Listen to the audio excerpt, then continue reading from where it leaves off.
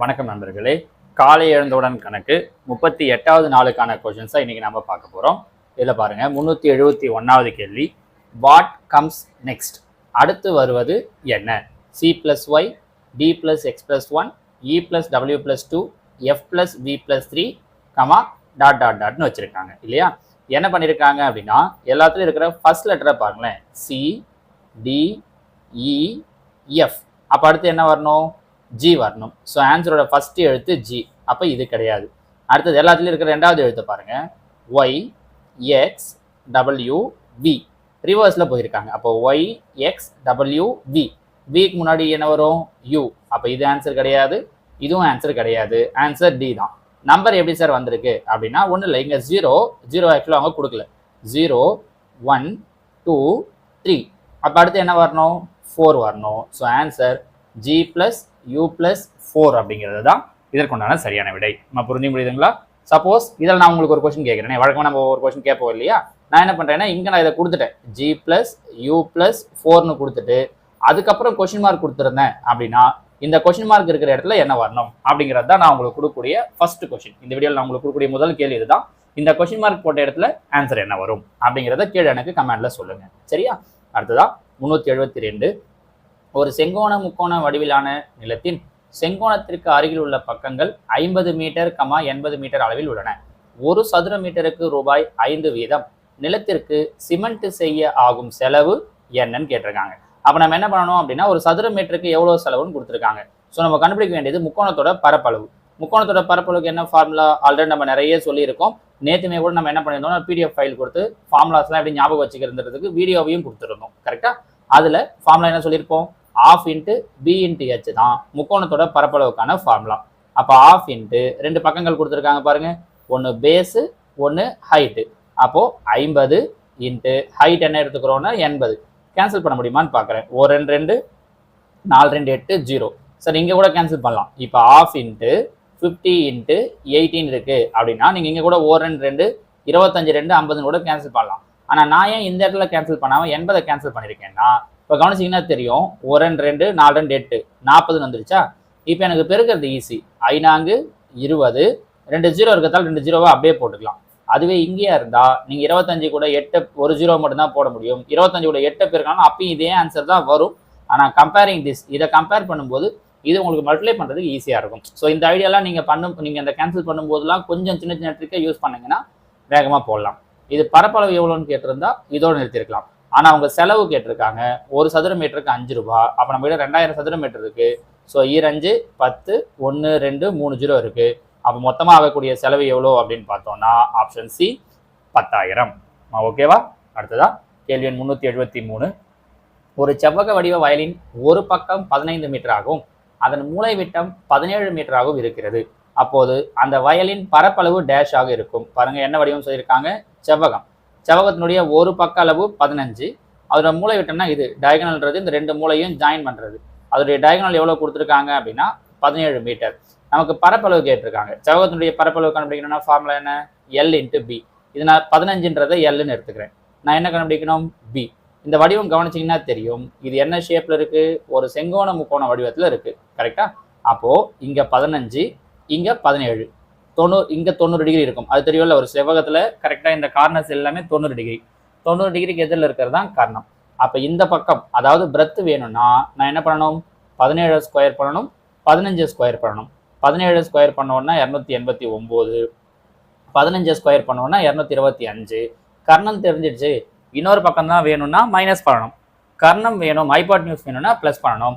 அப்போ இங்கே கர்ணம் தெரியும், அதனால் மைனஸ் பண்ணுறேன். 289 225 போயிடுச்சுன்னா 64. 64 எதோட ஸ்கொயர்? 8ஓட ஸ்கொயர். அப்போ இந்த பக்கம் என்னவா இருக்கும்னா 8ஆ இருக்கும். நம்ம புரிஞ்சு முடியுதான்னு பாருங்க. அப்போ அதோட பிரெத் எவ்வளோ அப்படின்னா 8. ஸோ லென்த் ஆல்ரெடி கொடுத்துட்டாங்க 15, பிரெத் ஆல்ரெடி கொடுத்துட்டாங்க 8. சார் அவங்க லென்த்து தான் கொடுத்தாங்கன்னு நான் எப்படி சார் தெரியும்? சப்போஸ் அவங்க கொடுத்த 15 நான் இங்கே வச்சுக்கிறேன், மூளை விட்டம் 17 நீங்கள் வச்சுக்கிறேன் அப்படின்னா அது ஒரு பிரச்சனையே இல்லை. அப்பயும் நீங்கள் என்ன பண்ணி தான் ஆகணும்? இந்த பக்கம் 8ன்னு கிடைச்சிருக்கும். அது ஒரு பெரிய விஷயம் கிடையாது. எப்படி பார்க்கறாலும் ஒன்று லென்த்து, ஒன்று பிரெத்து தான். நம்ம புரியுதா? அப்போ 15 இன்ட்டு 8 ரெண்டுத்தையும் பெருக்கணும் அப்படின்னா 120. அப்போ அந்த செவ்வகத்தினுடைய பரப்பளவு என்னவா இருக்கும் அப்படின்னா 120 மீட்டர் ஸ்கொயர்னு இருக்கும்.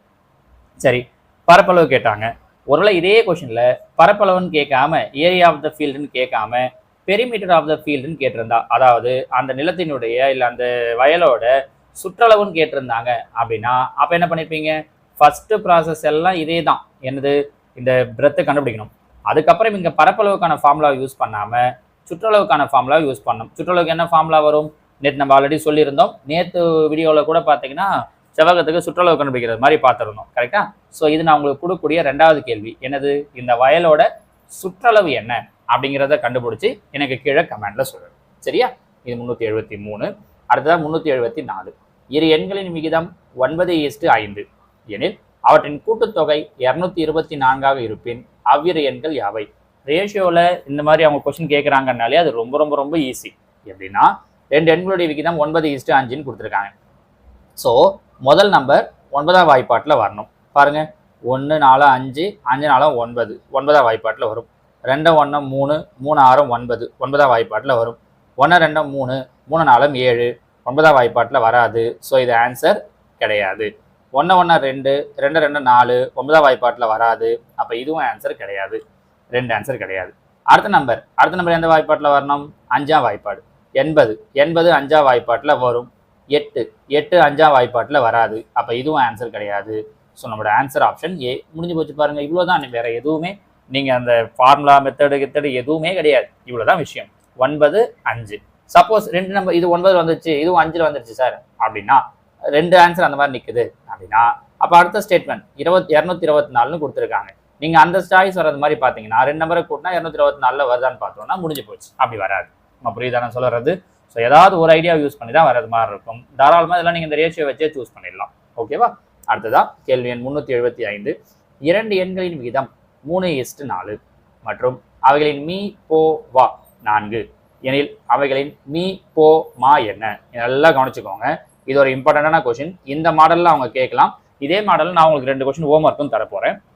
இதில் என்னன்னா ரேஷியோ கொடுத்துட்டாங்க 3 4. HCF கொடுத்துட்டாங்க. ரேஷியோவும் HCFும் கொடுத்துட்டு ரேஷியோ கொடுத்துட்டாங்க, HCF கொடுத்துருக்காங்க. கொடுத்துட்டு என்ன கேட்டிருக்காங்கன்னா எல்சிஎம். இந்த மாதிரி கேட்டாங்கன்னா அந்த ரேஷியோவில் சொல்லியிருக்கிற 2 நம்பர் இன்ட்டு அவங்க கொடுத்துருக்கிற HCF மல்டிப்ளை பண்ணிட்டீங்கன்னா முடிஞ்சிச்சு. வேற ஒன்றுமே கிடையாது. ரேஷியோவில் என்ன நம்பர் சொல்லியிருக்காங்க? 3 4 ரெண்டுத்தையும் பெருக்கிடுங்க. 3 × 4 இன்ட்டு HCF என்ன சொல்லியிருக்காங்க? 4 பெருக்கிட்டிங்கன்னா எல்சிஎம் கிடைச்சிடும். 3 12 4 12 48. அப்போ ஆன்சர் என்ன அப்படின்னா 48. முடிஞ்சிச்சு. நீங்கள் வேறு எதுவுமே இதுக்கு கஷ்டப்பட வேண்டியதே கிடையாது. எப்போ ரேஷியோவும் HCFும் கொடுத்துட்டு எல்சிஎம் கேட்குறாங்கன்னா ஜஸ்ட் என்ன பண்ணால் போதும், அந்த ரேஷியோவில் இருக்கிற நம்பர்ஸையும் HCFையும் மல்டிப்ளை பண்ணிட்டா போதும். சரிங்க சார், ஒருவேளை ரேஷியோவும் எல்சிஎம்மும் கொடுத்துட்டு HCF கேட்குறாங்கன்னா என்ன சார் பண்ணோம்னா, இங்கே எப்படி HCFை மல்டிப்ளை பண்ணுவோமோ இங்கே எல்சிஎம்மை அந்த 2 நம்பரால் அந்த ரேஷியோ இருக்குது இல்லையா, அதனால் டிவைட் பண்ணிடணும். எல்சிஎம்மை அந்த ரேஷியோவால் என்ன பண்ணிடணும் அப்படின்னா டிவைட் பண்ணிடணும். உதாரணத்துக்கு நான் ஒரு கொஸ்டின் தரேன் பாருங்களேன். இதே மாதிரியே எடுத்துக்கிறேன். 2 எண்களின் விகிதம் 3:4. அவற்றின் 2 எண்களின் விகிதம் 3:4. அவற்றின் எல்சிஎம் 60 இப்படின்னு எடுத்துக்கிறேன். எனில் அவற்றின் HCF என்ன? நீங்கள் இது இன்னொரு கொஸ்டினாவே எழுதிக்கோங்கம்மா. இந்த 375லேயே இது ஒரு 2வது கேள்வி மாதிரி நீங்கள் எழுதிக்கோங்க. ஏன்னா இதே கொஸ்டினில் இந்த பார்த்துட்டோம்னா நீங்கள் இந்த மாடலில் மாற்றி கேட்கும்போது சொல்ல முடியும். இதே ரேஷியோ தான் எடுத்திருக்கேன். ரேஷியோ 3:4. ஆனால் இங்கே என்ன பண்ணுறேன், எல்சிஎம் கொடுத்துட்டு HCF கேட்குறேன்.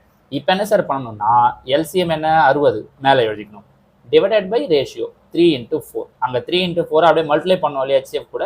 இங்கே எல்சிஎம்மை இந்த ரேஷியோவில் டிவைட் பண்ணிடணும். பாருங்கள், 1 3 3 2 3 6 0 1 4 4 5 20. அப்போ இதோட HCF என்ன அப்படின்னு சொல்லி பார்த்தீங்கன்னா 5ங்கிறது தான் இதோட HCF. நம்ம புரியுதா? இங்கேயே ஒரு 2 கேள்வி நான் உங்களுக்கு நடத்திருக்கேன். சரிங்களா? இது ரொம்ப ரொம்ப இம்பார்ட்டன்ட் ஆனது. இந்த மாதிரி மாடலில் அவங்க கேட்கலாம். நான் உங்களுக்கு இந்த மாடலில் ஒரு 2 கொஸ்டின் கேட்குறேன். ஏற்கனவே ஒரு கொஸ்டின் கேட்டிருந்தேன் இல்லையா, அதுக்கு இப்போ சொல்லும் போதே நிறைய பேர் ஆன்சர் பண்ணிட்டு இருப்பீங்க. இப்போ 2வதாக ஒரு கேள்வி இந்த இடத்துல சொல்கிறேன் பாருங்க. 2 எண்களின் விகிதம் 5:6 மேலும் அவற்றின் HCF 7 எனில் அவற்றின் எல்சிஎம் என்ன? இப்போ இங்கே சொன்னால் அதே தான். எல்சிஎம் கேட்டாங்கன்னா அந்த ரேஷியோவில் இருக்கிற நம்பர் இன்ட்டு HCF பெருக்குனா முடிஞ்சிடுச்சு. சரிங்களா? 5:6 ரேஷியோ, HCF 7. அப்போ எல்சிஎம் என்னன்னு கேட்குறேன். இது ஒரு கேள்வி. 3வது கேள்வி என்ன அப்படின்னா 2 எண்களின் விகிதம் 6:2 எண்களின் விகிதம் 6:5. அவற்றின் எல்சிஎம் 300, இரண்டு எண்களின் விகிதம் 6:5, அவற்றின் எல்சிஎம் 300 எனில் அவற்றின் HCF என்ன? இந்த மாதிரி இங்கே நான் சொன்ன 2 கண்டென்ட்டை வச்சுமே 2 கொஸ்டின் உங்களுக்கு கேட்டிருக்கேன். நீங்கள் இது 4த்தையுமே லைனாக ஒரே பேஜில் போட்டு வச்சுக்கோங்க. உங்களுக்கு பார்க்கும்போது நிறையவே யூஸ் ஆகும். சரிங்களா? ஓகேவாம்மா? அடுத்ததா கேள்வி எண் 376. Find the compound interest on ₹15,625 at 8% per annum for 3-year compounded annually. ரூபாய் 15,625க்கு ஆண்டு வட்டி 8% வீதம் எனில் 3 ஆண்டுகளுக்கு கூட்டு வட்டி காண்க. நம்ம ஏற்கனவே காம்பவுண்ட் இன்ட்ரெஸ்ட் டாபிக்ல இந்த மாதிரி கொஸ்டின் கேட்டாங்கன்னா 3 வருஷத்துக்கு எப்படி ஈஸியாக போகிறதுன்னு சொல்லியிருக்கோம். இப்போ இதில் பார்த்தீங்கன்னா 15,625 8% கொடுத்துருக்காங்க. ஃபர்ஸ்ட்டு இதுக்கு 1% என்னன்னு பார்க்கணும். 1% என்ன பண்ண சொல்லியிருக்கோம்? 2 டிஜிட் தள்ளி பாயிண்ட் வைக்க சொல்லியிருக்கோம். அப்படின்னா 156.25 இது 1%. நமக்கு எத்தனை பர்சன்டேஜ் தேவை? 8%. அப்போ 8ஆல் பெருக்கிறோம். 8ஆல் பெருக்கணும்னா 8 40, 4 2 16 4 20, 2 6 48, 50, 5 8 40, 45, 4 1 8 8 4 12, 2 ஸ்தானம் தள்ளி பாயிண்ட் வைக்கிறேன். பாயிண்ட்டுக்கு அப்புறம் 0 வந்தால் விட்டுடலாம். அப்போ 8%ன்றது 1250. எத்தனை வருஷத்துக்கு? 3 வருஷத்துக்கு. அப்போ 3ஆல் பெருக்கிறோம். 3ஆல் பெருக்கணும்னா 0 5 15, 2 6 1 7, 1 3 3750 ரூபா. தனி வட்டி கேட்டிருந்தாங்கன்னா இங்கேயே நிறுத்திடலாம். அவங்க கேட்டிருக்கிறது கூட்டு வட்டி. அப்போ என்ன பண்ணுறோம்னா கிடைச்ச அமௌண்ட் 1250 ரூபா இருக்கு இல்லையா, இதுக்கு 8% கண்டுபிடிக்கணும். மறுபடியும் அதே தான், 1%னா 2 ஸ்தானம் தள்ளி புள்ளி வச்சுக்கணும். கரெக்டாக? அப்போ 12.50 இன்ட்டு 8. அப்போ என்ன வரும்? 12.50 இன்ட்டு 8 0 8 40 மீதி 4 2 16 4 20 மீதி 2 1 8 8 2 10 2 ஸ்தானம் தள்ளி பாயிண்ட் வைக்கிறோம். பாயிண்ட்டுக்கு அப்புறம் 0 வந்தால் விட்டுடலாம். அப்போ எவ்வளோ கிடைக்குது? 100 ரூபா. இதை மறுபடியும் 3ஆல். அப்போ 100 × 3 300. இப்போ கிடைச்ச இந்த 100 நேற்று ஒரு கொஸ்டின் நம்ம இதை சொல்லியிருந்தோம் பாருங்க. இந்த கிடைச்ச 100க்கு 8%. 1%னா 2 ஸ்தானம் தள்ளி புள்ளி வைக்கணும். அப்போ 1.00னா 1 ரூபா தான். 1%னா 1 ரூபா. அப்போ 8%னா 8 ரூபா. இதை மட்டும் எதால் பெருக்கணும்னா 1ஆல் பெருக்கணும். அப்போ 1 8 8. நம்ம ஏற்கனவே 2023 காம்பவுண்ட் இன்ட்ரெஸ்ட் கொஸ்டின் என்னென்னலாம் கேட்டிருந்தாங்களோ அதுக்கு எக்ஸ்பிளேஷன் கொடுக்கும்போது இந்த விஷயத்தெல்லாம் சொல்லியிருப்போம். திரும்ப இன்னைக்கு நான் உங்களுக்கு என்ன பண்ணுறேன்னா 2024 கேட்டிருந்த காம்பவுண்ட் இன்ட்ரெஸ்ட் சம்மையும் நான் உங்களுக்கு அடுத்ததாக ஒரு வீடியோவில் நடத்த போகிறேன். அதில் பார்த்தீங்கன்னாலும் இந்த ட்ரிக்ஸ் எல்லாம் இன்னும் நம்ம நிறைய கொஸ்டின்ஸ் பார்த்து எப்படி பண்ணுறது அப்படிங்கிறத சொல்லியிருப்பேன். இப்போ இது மொத்தத்தையும் ஆட் பண்ணிங்கன்னா முடிஞ்சிச்சு பாருங்கள். 8 5 7 3 10 3 1 4. அப்போ கிடைக்கக்கூடிய கூட்டு வட்டி எவ்வளோ அப்படின்னு பார்த்தோம்னா 4058 முடிஞ்சிச்சு பாருங்க. சரிங்களா? அடுத்ததா 377. ஒரு இயந்திரத்தின் மதிப்பு ஒவ்வொரு ஆண்டும் 5% குறைகிறது. ஒருவர் இதை வாங்குவதற்காக ரூபாய் 30,000 கொடுத்தார். 3 ஆண்டுகளுக்கு பிறகு இதன் மதிப்பு என்னன்னு கேட்டிருக்காங்க. அப்ப பாருங்க, இப்ப நான் எவ்வளவு கொடுத்து வாங்குறேன்னா 30,000 ரூபாய் கொடுத்து வாங்குறேன். 5% குறையுது. 30,000த்துல 10%னா ஒரு 0 விட்டுணும். 3,000 ரூபாய் 10%. 5%னா அதுல பாதி, 3,000ல பாதி 1,500. அப்போ இந்த வருஷம் எவ்வளோ குறைஞ்சிருக்கும்னா 1,500 ரூபாய் குறைஞ்சிருக்கும். கரெக்டாக? ஏன்னா ஒவ்வொரு வருஷமும் 5% குறையுது. அப்போ 1,500 குறைஞ்சதுன்னா 28,500 இந்த வருஷம். இப்போ திரும்பவும் 28,500ல் 10% அப்படின்னா 2,850. ஏன்னா ஒரு 0 போயிடும். 5%னா அதில் பாதி, 1 2 4 2 8 2 4 மீதி 1 2 10. அப்போ 5%ங்கிறது 1,425 குறையுது. அப்போ மைனஸ் பண்ணுறேன். 10ல் 5 போயிடுச்சுன்னா 5, 9ல் 2 போயிடுச்சுன்னா 7, 4ல் 4 போயிடுச்சுன்னா 0, 8ல் 1 போயிடுச்சுன்னா 7 2 27,075. 2 வருஷம் முடிஞ்சிருக்கு. 3ஆவது வருஷம் இந்த 27,078. இது சம் கொஞ்சம் பெருசாக இருக்கிற மாதிரி தான் இருக்கும். ஆனால் உங்களுக்கு சொல்கிறதுக்காக நான் இவ்வளோ டைம் எடுத்து சொல்லிட்டு வரேன். ப்ராக்டிஸ் பண்ணிட்டீங்க அப்படின்னா இந்த 10% 5% கண்டுபிடிக்கலாம் ரொம்ப ஈஸி. மைனஸ் பண்ணும்போது தப்பு இல்லாமல் பண்ணணும். இப்போ இதில் பாருங்கள், 10% அப்படின்னா ஒரு ஸ்தானம் தள்ளி பாயிண்ட் வைக்கணும். அப்போ 5%னா இதில் பாதி என்ன வரும்னு பாருங்கள். 1 2 3 2 6 மீதி 1 2 10 3 2 6 புள்ளி மீதி 1 7 2 14 மீதி 1 2 10. அப்போ எவ்வளோ குறையுது? 1,353 ரூபாய் 75 பைசா. மைனஸ் பாயிண்டாக முடிஞ்சிச்சு. மைனஸ் பண்ணும்போது சில என்ன பண்ணுவாங்கன்னா இந்த 75 எடுத்து அப்படியே எழுதிடுவாங்க. கிடையாது, மேலே பாயிண்ட்டுக்கு அப்புறம் 2 0 இருக்குன்னு அர்த்தம். அப்போ பாரோ பண்ணிங்கன்னா இங்கே 4, இங்கே 9, இங்கே 10. 10ல் 5 போயிடுச்சுன்னா 5, 9ல் 7 போயிடுச்சுன்னா 2, 4ல் 3 போயிடுச்சுன்னா 1, 7ல் 5 போயிடுச்சுன்னா 2, 10ல் 3 போயிடுச்சுன்னா 7. அப்போ இங்கே 6 இருக்கும். 6ல் 1 போயிடுச்சுன்னா 5, ஸோ 25,721 ரூபாய் 25 பைசா. ஆப்ஷன் டி தான் இதற்குண்டான சரியான விடை. என்னன்னா கொஞ்சம் மைனஸ் பண்ணுறதுலாம் தப்பு இல்லாமல் பண்ணணும். சரிங்களா? ஒரு 2 முறை நல்லா ப்ராக்டிஸ் பண்ணுங்க. ப்ராக்டிஸ் பண்ணிங்கன்னா இது நல்லா உங்களால் போட்டுற முடியும். நான் வேணா இந்த மாடல் ஒரு கொஸ்டின் தரேன். ஏற்கனவே ஒரு 4 கொஸ்டின் பார்த்தோம்னு நினைக்கிறேன் இல்லையா? இப்போ 5ஆவதா ஒரு கொஸ்டின் தரேன் பாருங்க. இதை நீங்க ட்ரை பண்ணுங்க. ட்ரை பண்ணிட்டீங்கன்னா இதை நீங்க ஈஸியா சொல்லிடுவீங்க. சரிங்களா? ஒரு 2-3 சம் இதே மாதிரி ப்ராக்டிஸ் பண்ணுங்க. ஆனா நிச்சயமா அவங்க இந்த மாடல்ல ஒரு கொஸ்டின் கேட்குறாங்க. அமௌண்ட்டை வச்சு ஒரு விலையை சொல்லிட்டு இத்தனை பெர்சன்டேஜ் குறையுது, அதிகமாகுது, ஸோ இவ்வளோ வருஷம் கழிச்சு என்னவாகுன்றதை வச்சு அவங்க கொஸ்டின் கேட்குறாங்க. சரிங்களா? இந்த 5% வச்சு நான் கொஸ்டின் கொடுக்குறேன். ஒரு இயந்திரத்தின் மதிப்பு ஒவ்வொரு ஆண்டும் 5% குறைகிறது. ஒருவர் இதை வாங்குவதற்கு ரூபாய் 40,000 செலவு செய்தார் எனில் 3 ஆண்டுகளுக்கு பிறகு அந்த இயந்திரத்தின் விலை என்ன? இது ஒரு கேள்வி. 6வது ஒரு கேள்வி கொடுக்குறேன். ஒரு இயந்திரத்தின் விலை ஒவ்வொரு ஆண்டும் 10% குறைகிறதுனே கொடுக்கலாம். பெரும்பாலும் அவங்க குறைகிறது தான் கொடுக்குறாங்க. ஒருவர் இதை ரூபாய் 50,000 கொடுத்து வாங்கினார் எனில் 2 ஆண்டுகளுக்கு பிறகு, முதல்ல 3 வருஷம், இப்ப 2 வருஷம், 2 ஆண்டுகளுக்கு பிறகு இதனுடைய விலை என்ன? இது ரெண்டுத்தையும் ட்ரை பண்ணுங்க. வெறும் நடத்துகிற கொஸ்டினை மட்டும் பார்த்துட்டு நீங்கள் அப்படி அப்படியே போகிறதால ஒரு யூஸும் கிடையாது. நம்ம நிறைய சொல்லியிருக்கோம். நீங்கள் என்ன ப்ராக்டிஸ் பண்ணுறீங்க அப்படிங்கிறதுல தான் உங்களோட சக்ஸஸ் இருக்குது. ஸோ இந்த கொஸ்டினை நீங்கள் பார்த்துட்டு இதோட விட்டுடாமல் இந்த கொடுத்துருக்கல 5வது 6வது கேள்வி இது ரெண்டுத்தையும் இப்போயே நோட்டில் போடுங்க. முடிச்சுட்டு அதுக்கப்புறம் நீங்கள் அடுத்த கேள்வியே பாருங்கள். வீடியோவை பாஸ் பண்ணி வச்சுட்டு கூட. ஸோ எந்த அளவுக்கு நீங்கள் ப்ராக்டிஸ் பண்ணுறீங்களோ அந்த அளவுக்கு உங்களோட சக்ஸஸ் ரேட் இன்க்ரீஸ் ஆகும். சரிங்களா? ஓகே, அடுத்தா வாங்க. 378 த வேல்யூ ஆஃப் ஒரு நம்பர் கொடுத்துட்டாங்க. அதோட வேல்யூ என்னன்னு கேட்டிருக்காங்க. இங்கே பாருங்கள் மிக்சடு இருக்குது. ஸோ ஃபஸ்ட்டு இந்த மிக்சடு இருக்கிறதுல இம்ப்ராப்பராக மாற்றிக்கலாம். எப்படி மாற்றணும்? இது ரெண்டுத்தையும் பெருக்கணும், வர ஆன்சரோட இதை கூட்டணும். அப்போ ஒரு நாள் 4, 4 + 3 7. ஸோ 7/4 இன்ட்டு இங்கே 7 3 21, 21 + 1 22, 22/7. இது ஒரு டேர்ம். மைனஸ் இங்கே வாங்க 8 நாங்க 32, 32 3 35/8 வகுத்தல் 5 25 3 28, 28/5. ஸோ இங்கே பாருங்கள் பெருக்கல் தான், பிரச்சனை இல்லை. 7 7 கேன்சல் ஆகிடும். 2 4 11 2 22. அப்போ இங்கே என்ன கிடைச்சிருது? 11/2 மைனஸ். ஆனால் இங்கே டிவைடு இருக்குது. டிவைடு இருந்தால் நம்மளால் நேரடியாக செய்ய முடியாது. ஃபஸ்ட் இந்த வகுத்தில் என்னவா மாற்றணும்? பெருக்கலாக மாற்றணும். அப்படி மாற்றுறோன்னா அடுத்த டேர்ம் என்னவாகும்? ரெசிப்ரோக்கலாக மாறும். அப்போ 28/5 என்னவாயிடும்? 5/28ன்னு ஆகிடும். இப்போ கேன்சல் பண்ணலாம் பாருங்கள். 5 35, 4 28. ஸோ 11/2 மைனஸ் இங்கே 5 25, 8 32. இப்போ இங்கே 2 இருக்குது, 32 இருக்குது. எல்சிஎம் எடுத்தோன்னே என்ன கிடைக்கும்? 32. 2 எதால் பெருக்குனா 32 வரும்? 16. அப்போ மேலே இருக்கிற நம்பரையும் 16ஆல் பெருக்கிறோம். 16ஐயும் 1ஐயும் பெருக்கணும்னா 176. 32 1ஆல் பெருக்கினாலும் 32. அப்போ மேலேயும் 1ஆல் பெருக்கிறோம்னா 25. அப்போ மைனஸ் பண்ணேன்னா 1 5 1/32. So answer 151/32. ஆப்ஷன் டி தான் இதற்குண்டான சரியான விடை. புரியுதா? நமக்கு சிம்பிளிஃபிகேஷனை பொறுத்த வரைக்கும் இது மாதிரி தான் கேட்குறாங்க. சொல்லப்போனால் இதை விட இன்னும் கொஞ்சம் பெரிய பெரிய சம்மெல்லாம் கூட கேட்குறாங்க. கட்டாயம் இதெல்லாம் நீங்கள் தெரிஞ்சு வச்சு தான் இருக்கணும். சரிங்களா? அடுத்ததா 379 வரிசையில் விடுபட்டதை நிரப்புக. இது ரொம்ப ஈஸி பாருங்க.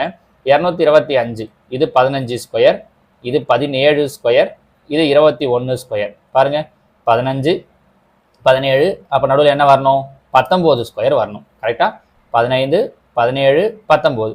19 ஸ்கொயர் பண்ணோம்னா 361. So answer option A 361. முடிஞ்சிச்சு பாருங்க. ஓகேவா? புரியுதா? நான் இன்னொரு கேள்வி தரேன். ஏற்கனவே 6 கேள்வி கொடுத்தேன்னா இப்போ 7வது கேள்வி. 225, 289, 361, 441, கொஷின் மார்க். இது நான் உங்களுக்கு கொடுக்கக்கூடிய 7வது கேள்வி. 8வது ஒரு கேள்வி தரேன். ட்ரை பண்ண முடியுதான்னு பாருங்க. 522, 982, 163, 144, கொஷின் மார்க். இதில் ஒரு சின்ன ஐடியா இருக்குது. ட்ரை பண்ணுங்க பார்க்கலாம். 7வது கேள்வியை போட்டுட்டு அதே மாதிரி 8வது கேள்வியை பாருங்க. உங்களால் ஆன்சர் பண்ண முடியுதான்னு யோசிங்க பார்க்கலாம். சரிங்களாமா? இந்த 2 கேள்விக்கும் ஆன்சர் என்னதையும் கீழே சொல்லுங்க. அடுத்ததா கேள்வி எண் 380. த நெக்ஸ்ட் டேர்ம் ஆஃப் 1/20 இந்த சீக்வன்ஸ் இஸ். அதாவது 1/2, 1/6, 1/12, 1/20. இதில் 1/20க்கு அப்புறம் என்ன வரும்னு கேட்டிருக்காங்க. மேலே எல்லாத்துலேயுமே டிஃபால்ட்டாக என்ன தான் கொடுத்துருக்காங்கன்னா 1 1 1 தான் கொடுத்துருக்காங்க. அப்போ ஆன்சர்லேயும் 1 தான் வரணும். பையில் இங்கே 2, அடுத்த நம்பர் 6. அதாவது 2 கூட 4 கூட்டினா 6. அடுத்தது இங்கே என்ன கொடுத்துருக்காங்க? 12. 6 கூட 6 கூட்டினா 12. அடுத்து இங்கே என்ன கொடுத்துருக்காங்க? 20. 12 கூட 8 கூட்டினா 20. நல்லா பாருங்க, 4 6 8. அப்போ அடுத்து கண்டிப்பாக எதை கூட்டணும்? 10. அப்போ 20 கூட 10 கூட்டுறேன்னா 30. So answer 1/30. Option C. முடிஞ்சிச்சு பாருங்க. சரியா?